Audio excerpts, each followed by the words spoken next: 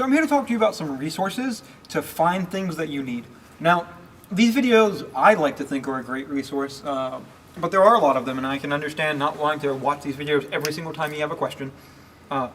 Merit's a resource. He actually knows some stuff, but the internet is a great resource for looking things up. Sound on Sound is a good website.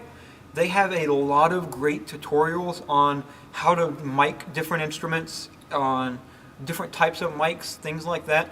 They do speak at a general higher level, so very introductory. Sound on Sound might not be the website. There's another website, Gear SLUTZ.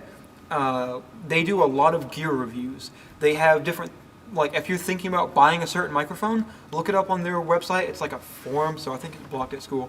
But they have a lot of reviews of different types of microphones and different comparisons. So if you're thinking about buying things, look to them. The Yamaha Live Sound Reinforcement Manual. I cannot recommend that enough. If you Google it, there will be a PDF that's free online. I know, I look at it all the time. It's an older book. It's from like the 80s or 90s. So it has a lot of analog gear, but it has a lot of concepts. It has a lot of things that explain how things work. And that might not seem useful to you. It's like, I know what a compressor does. I know when to use it. Why do I need to know how it works? Well, knowing how it works lets you understand it better. It lets you solve issues with it better. Highly recommend the Reinforcement Manual. It's a book. You can buy it if you want. It's $20 on Amazon. The manufacturer of microphones. If you have a question about, say, that wireless mic, you can Google that wireless mic. ULX D2, I think it is, or D1. You can look it up and read the documentation for it. Documentation is the greatest thing ever invented. There are boxes in the sound closet that have documentation for all the equipment in here and in the school. And it's the best thing ever because it explains things you care about, like what kind of cable it uses, how to power lock and things like that, and things you don't, like the frequency response pattern and how it works and engineering specs. But knowing those makes you look smarter, and honestly, faking it till you making it is part of it.